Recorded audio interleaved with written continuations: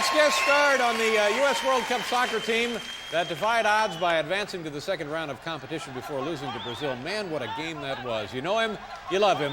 He gave you World Cup fever. Ladies and gentlemen, please welcome number 22, Alexi Lalas. Alexi, nice to see you, sir.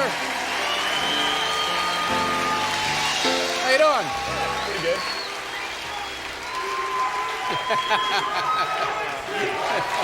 There it is. It's your World Cup fever.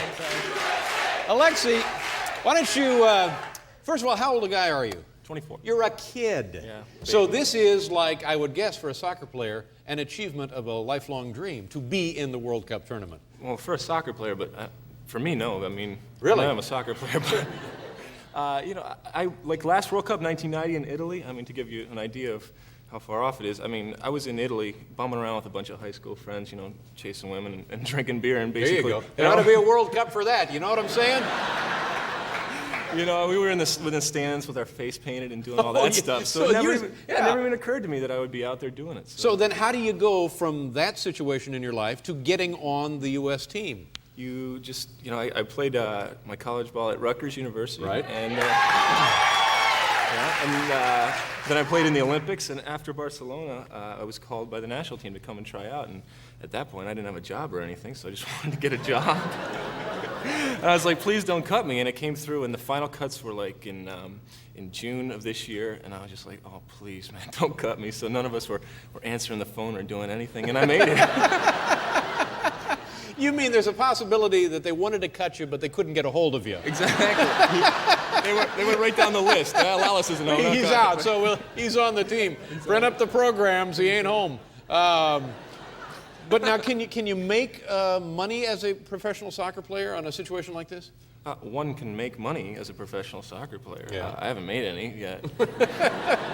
But, you know, that changed. There's a lot of money over in Europe, and hopefully with the professional league starting up in 1995, there's a possibility. So what will become of the unit you played with now after the game against Brazil? It's sort of like the basketball dream team in terms of everybody plays in different clubs and then gets together for these big tournaments. So everybody will go off into different clubs all over the world. Mm-hmm. And then will this team ever reassemble for any purpose? Yeah, for 98. But, oh, well, good for you. And you think you'll be around for that one? That's like I hope so. 4 years only, away? You know, 28. That's 4 years away. What is the oldest soccer player at this level?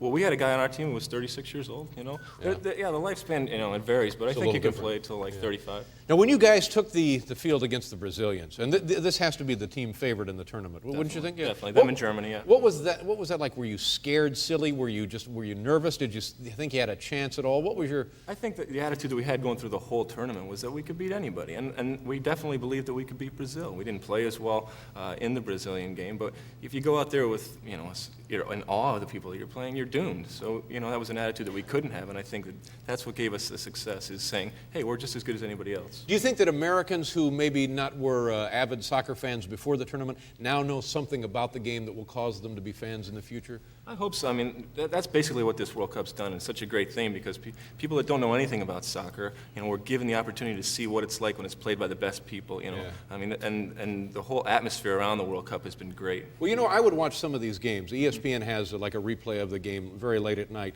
and there's something very fascinating, very soothing, very graceful about the game. I mean, it's really enjoyable to watch. It's very rhythmic, you know, and you're constantly running and everything like that. Can I trim that up for you, just a little? You mind? Just a little. Just take a little off. No, wait, no. Just a little. I won't take not much. Just even it up. That's all we're going to do. Be gentle. All right, just there. That's good.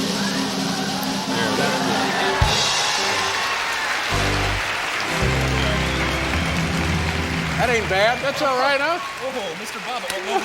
No, that's not a bad job there. Okay, we have time for 2 shots. You want to go ahead? Yeah, well, you're going to come with it, right? I'll do what I can. Here we go. Coming at you. There you go.